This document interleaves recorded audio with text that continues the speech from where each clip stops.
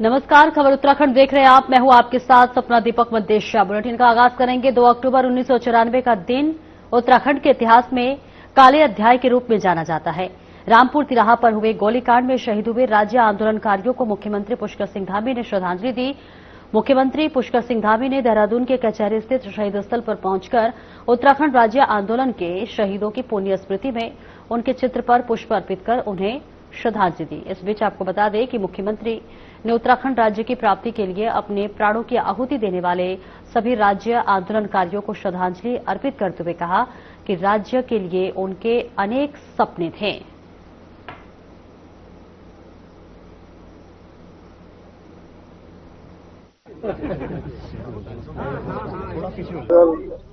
रामपुर तिराहा कांड की आज बरसी है और ये दिन उत्तराखंड के इतिहास में एक काले अध्याय के रूप में अंकित है।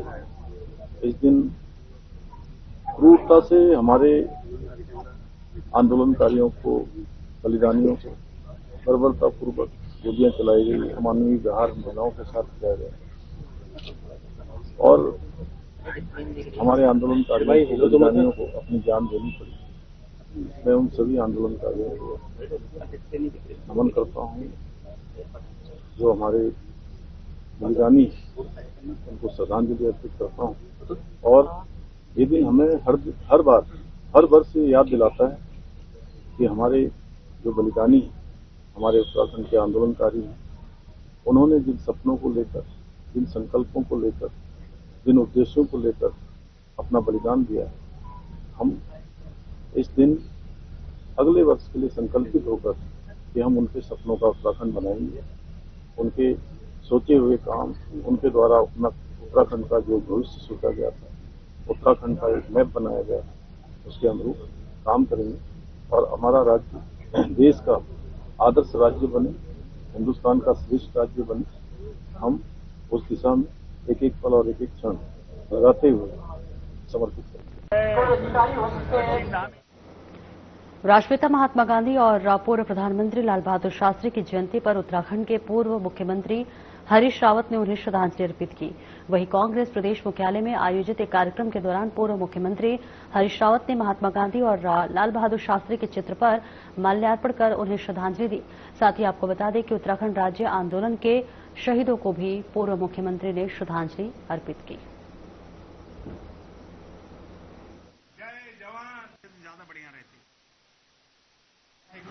आपने कांग्रेस भवन पहुंचकर जो है श्रद्धांजलि अर्पित की, क्या करेंगे?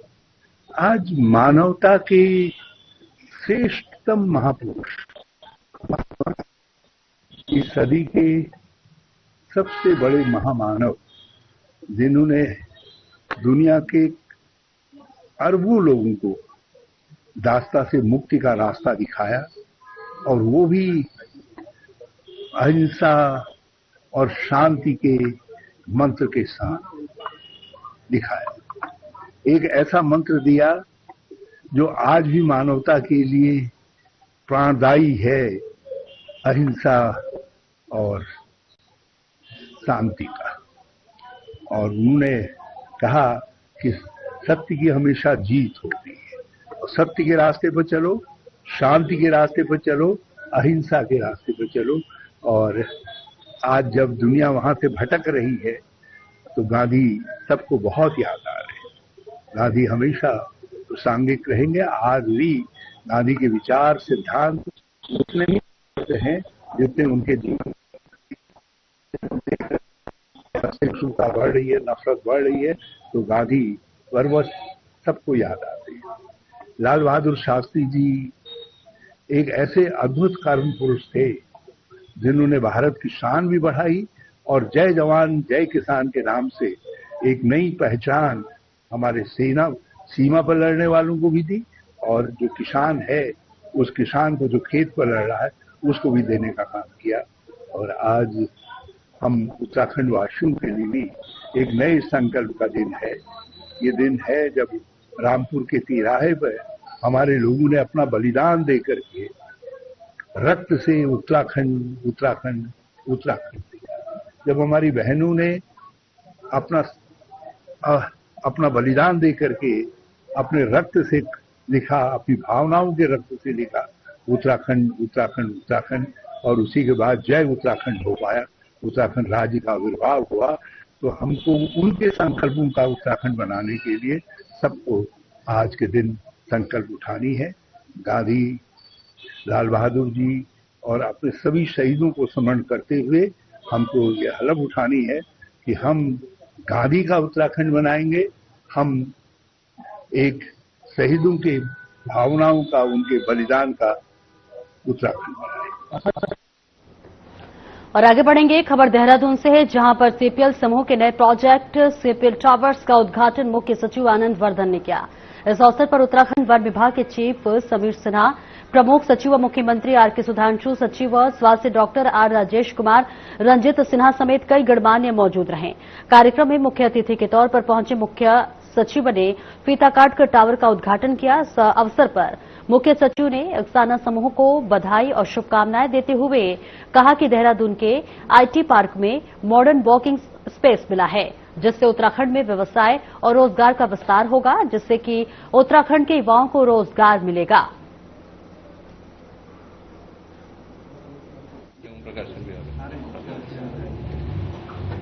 देखिए, सर्वप्रथम तो मैं उनके ग्रुप को और श्री लल्लन सिंह और इनकी पूरी टीम को आज बहुत ही शुभकामनाएं देना चाहूंगा और बधाई भी देना चाहूंगा कि इन्होंने एक ऐसी फैसिलिटी, मॉडर्न वर्किंग स्पेस इस देहरादून के प्रतिष्ठित आईटी पार्क में क्रिएट किया है, जो हमारे प्रदेश में रोजगार को और व्यवसाय को बढ़ावा देगा। और आज विजयादशमी भी है, दुर्गा पूजा है, दशहरा है, बहुत ही शुभ मुहूर्त है।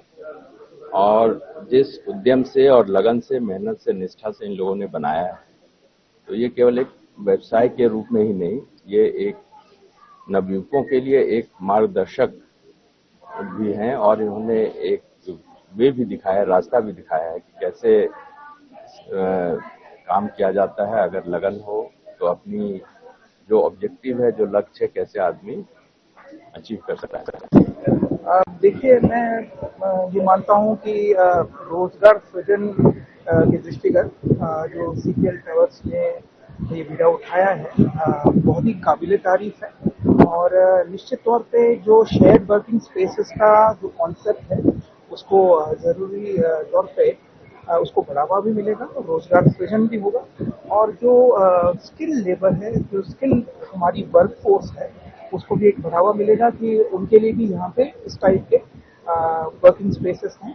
मैं सीपीएल टावर्स के जो संस्थापक हैं ललन सिंह जी को, उनको जो है पूर्ण रूप से बधाई एवं शुभकामनाएं।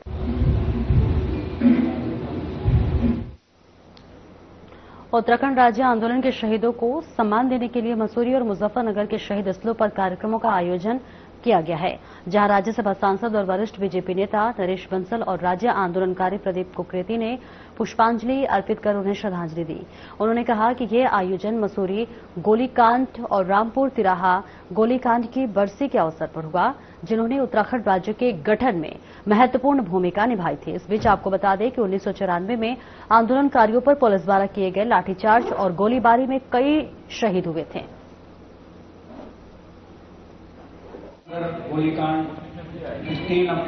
उत्तराखंड को बने आज 25 वर्ष हो गए हैं। युवा राज्य है, लेकिन ये राज्य हमको माताओं बहनों के संघर्ष से, युवाओं के बलिदान से मिला है। मसूरी, खटीमा और रामपुर तिराहा कांड हम कभी जीवन में भूल नहीं सकते। किसी भी आंदोलन को कुचलने का वो एक विभत्स कांड था, जितनी निंदा की जाए कम है। मैं उन सब को नमन करता हूं जो इन कांड में पीड़ित हुए, जिनका बलिदान हुआ। और हम सबका प्रयत्न है, सब मिलकर के इसको शांतिपूर्ण और एक विकसित राज्य बनाएं। और आज हम प्रगति कर रहे हैं। देश के ऐसे उन टॉप 10 राज्यों में हम हैं जिनका बजट सरप्लस है। निश्चित रूप में आज वो मर्म जब उसको याद करते हैं, 1 अक्टूबर की रात और 2 अक्टूबर की सुबह, जहां एक तरफ बापू जो शांति के दूत थे और गांधीवादी तरीके से जिस तरीके से उत्तराखंड राज्य आंदोलन चला, और जो एक की रात्रि और 2 के जो सुबह जिस प्रकार से जो विभत्स घटना मुजफ्फरनगर, नारसन और तमाम जगह जो हुई, उसको लेकर आज हम लोग 30 वर्षों से ऊपर हो चुके हैं और निश्चित रूप में उन शहीदों को हम श्रद्धांजलि अर्पित करते हैं। पूरा देश के साथ जो हम लोग राज्य के जितने भी हमारे राज्य आंदोलनकारी देश विदेशों में जहां हैं, वो अपने अपने हिसाब से उनको याद कर रहा है। निश्चित रूप में उन शहीदों ने जिस प्रकार से इन राज्य की जो परिकल्पना थी वो राज्य बना, उसमें भी बहुत सारे काम होने बाकी थे। जो मूल हमारे काम थे उसमें भी वो छूटे हुए हैं। जो लगातार हम प्रत्येक सरकारों से संवाद करते रहे वो हम अभी भी जारी बने हुए हैं, चाहे वो स्थायी राजधानी का मामला हो और सर्वप्रथम उनको न्याय दिलाने का मामला हो। अरे यार मैं आपको देख रहा हूँ।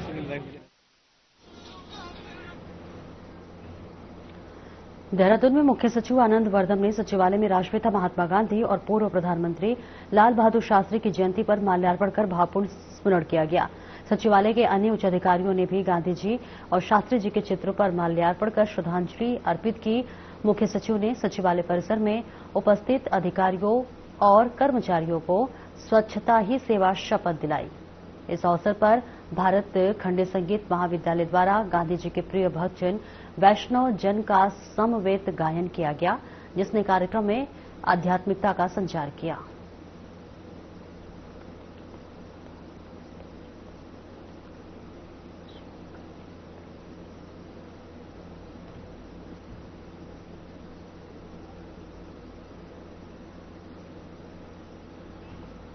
देहरादून शहर के पौशला के राजपुर में नशे में धुत राजपुर थाने की ही थानाध्यक्ष ने अपनी कार से 3 वाहनों को टक्कर मार दी, जिसके बाद एसएसपी ने थानाध्यक्ष शंकी कुमार को निलंबित कर दिया है। इसको लेकर आईजी गढ़वाल राजू स्वरूप ने कहा है कि सभी CO, SHO, SP city, SP rural, SP Vikasnagar और एसएसपी देहरादून के साथ गोष्ठी की गई। उन्होंने बताया कि इस घटना के लिए एसओ को निलंबित कर दिया गया है। वहीं उनके विरुद्ध मुकदमा पंजीकृत है और मेडिकल भी करवा लिया गया है। साथ ही निर्देश दिए हैं कि पहले एलओ सभी की प्रोफाइल कर ले और ऑडिट में जो परिणाम आएगा इसके आधार पर कार्रवाई की जाएगी।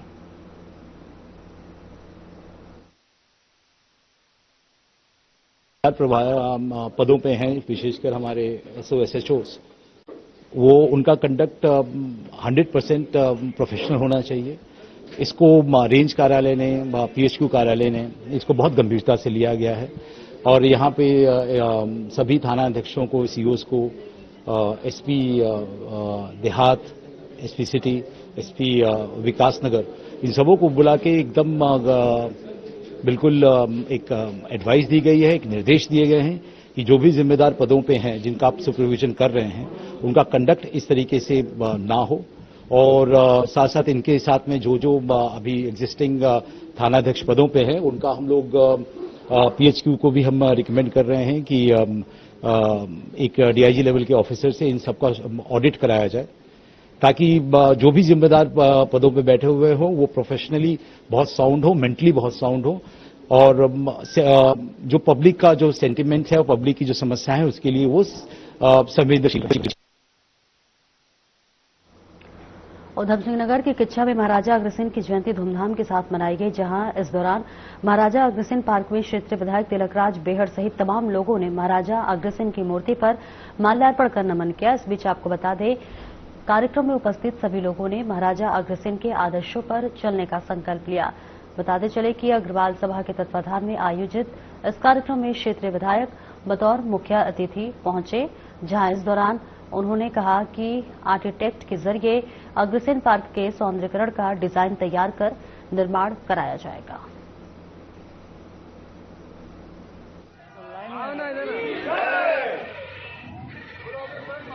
ये अच्छी बात है, हम अपने महापुरुषों के लिए कुछ करें, आगे बढ़ें।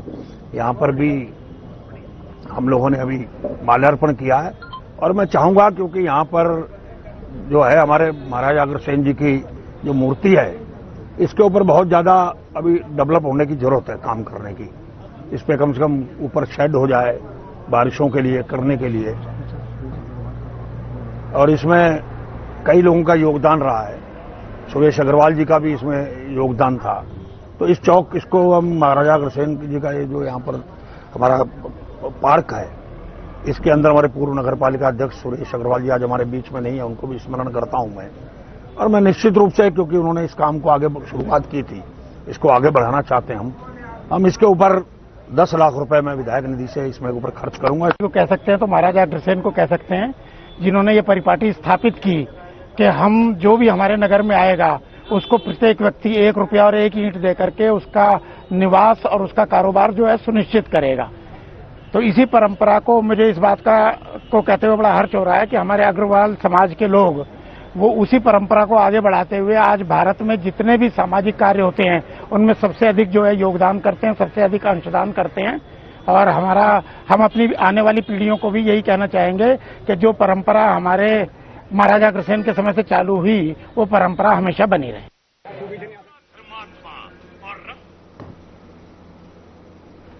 और एक ब्रेक के लिए रुकेंगे, जल्द लौटते हैं।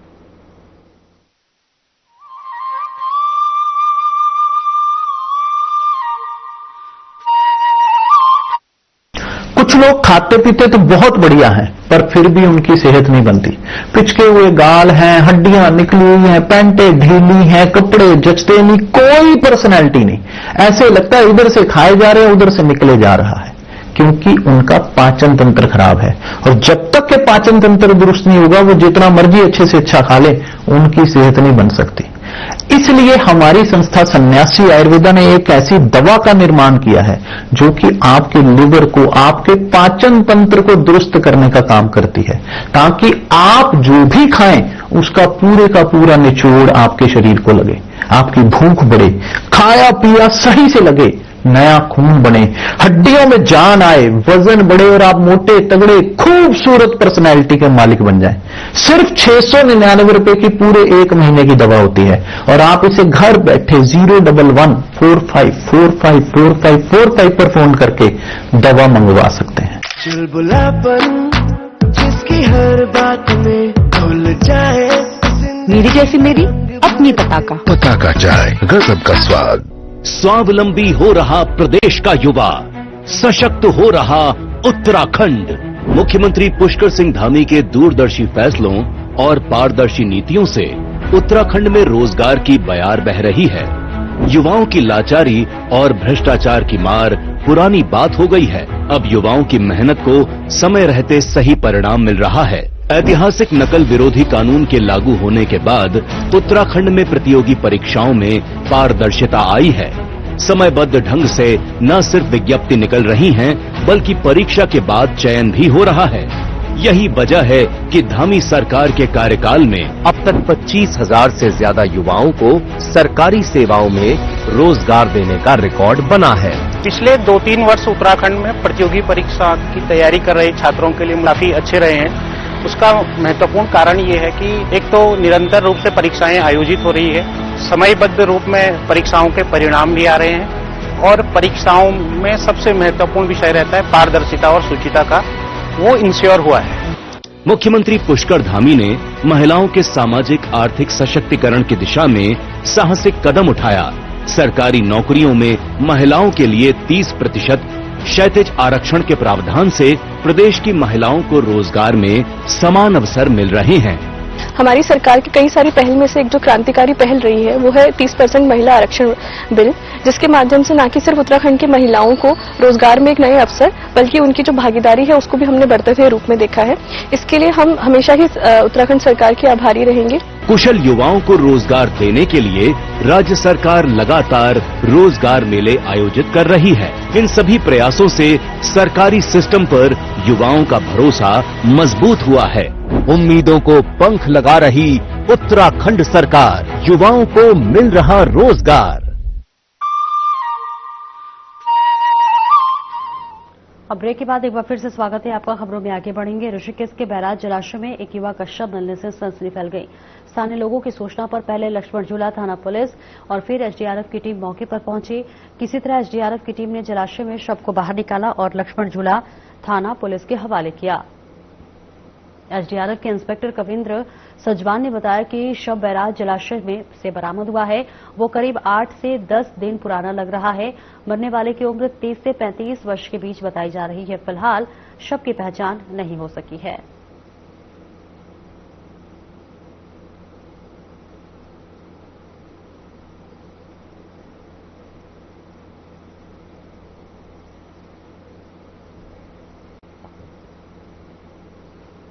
उधमसिंह नगर जिले के किच्चा विधानसभा क्षेत्र स्थित नगला नगर पालिका में अतिक्रमण प्रभावित भूमि के चिन्हीकरण को लेकर कुमाऊं कमिश्नर दीपक रावत ने प्रशासनिक टीम के साथ स्थलीय निरीक्षण किया। इस बीच आपको बता दें कि शासन ने इस कार्य के लिए एक उच्च स्तरीय समिति गठित की है, जिसकी अध्यक्षता कमिश्नर दीपक रावत कर रहे हैं। उन्होंने बताया है कि नगला क्षेत्र में लोक निर्माण विभाग, वन विभाग सहित अन्य विभागों की जमीन पर अतिक्रमण की शिकायतें मिली है। वर्ष 1960 के रिकॉर्ड के अनुसार मुख्य सड़क के दोनों ओर 50-50 फीट भूमि को सड़क का हिस्सा मानते हुए कार्रवाई की जाएगी। निरीक्षण के दौरान कई वरिष्ठ प्रशासनिक अधिकारी मौजूद रहे।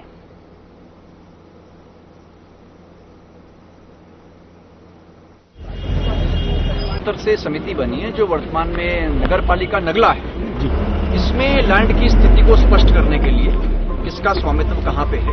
अब इसमें अगर बात करें स्टेक होल्डर्स की, तो ये कहा जा रहा है कि कुछ जमीन फॉरेस्ट की भी है, पीडब्ल्यूडी की है ही, सड़क यहां पे जा रही है, और तराई एस्टेट फार्म्स के नाम पे कभी कोई जमीन रही होगी, ऐसा भी पता चल रहा है। लेकिन एक इसमें जो फैक्चुअल बात ये है वो ये है कि 60s के आसपास कुछ चालान पीडब्ल्यूडी ने किए हैं, जिसमें ये स्पष्ट है कि जो उस वक्त सड़क रही होगी उसके मिडिल पॉइंट से 50 फीट दोनों तरफ सड़क को माना गया है।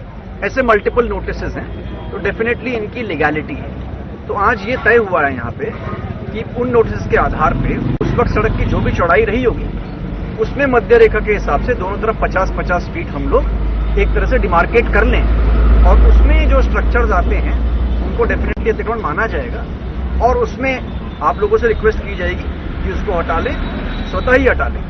और उसके बाद अगर और डिटेल्ड सर्वे की आवश्यकता पड़ती है तो सर्वे ऑफ इंडिया से हम इसको करवाएंगे, जिसमें कि ये प्रश्न का हल होना है कि फॉरेस्ट की सीमा कहां तक है। और क्योंकि वो बड़ा साइंटिफिक होता है और एक न्यूट्रल और स्पेशलाइज्ड बॉडी उसको करेगी, तो उसकी प्रामाणिकता भी थोड़ा ज्यादा है, तो उस पर भी फैसला लेंगे।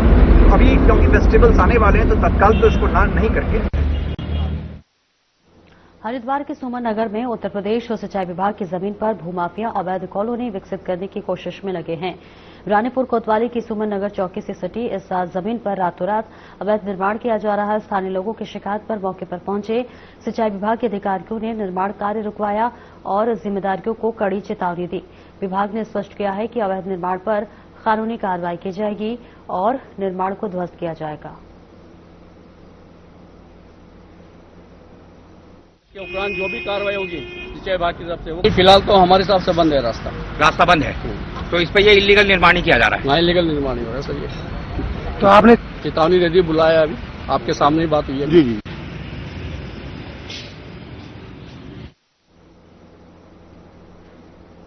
ऋषिकेश के बाजारों में अभी तक अतिक्रमण हटाने की कार्रवाई शुरू नहीं हुई है, जिसके चलते दुकानदारों के हौसले अब बुलंद हो गए हैं।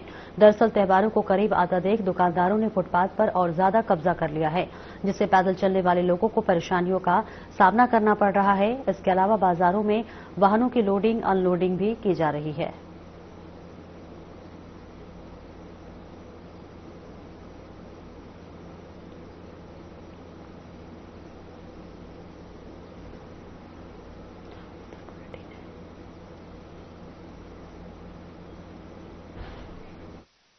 तो तस्वीरें दिखा रहे हैं जहां बाजारों में यह अतिक्रमण का मामला सामने आया है। ऋषिकेश की तस्वीरें दिखा रहे हैं, फुटपाथ पर ज्यादा कब्जा किया जा रहा है, जिसको हटाने के लिए लगातार हालांकि कही गई है बातें, लेकिन इसके बाद भी ये अतिक्रमण जो है वो नहीं हटता हुआ नजर आ रहा है। दुकानदारों के हौसले बुलंद है, सड़क चौड़ा है, मगर यहां पर अतिक्रमण की वजह से आवाजाही में काफी दिक्कतों का सामना करना पड़ता है। फुटपाथ पर ज्यादा कब्जा किया गया है।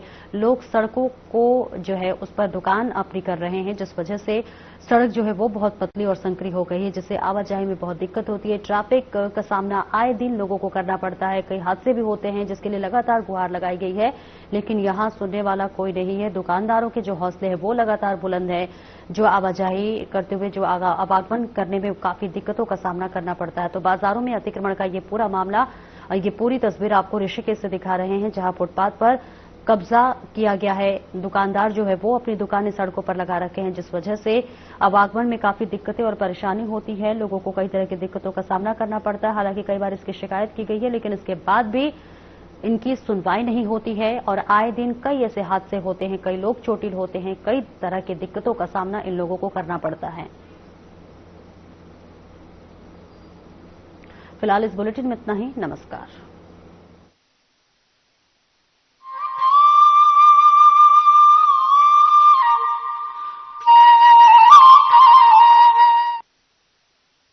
सामर्थ्य से भरी ये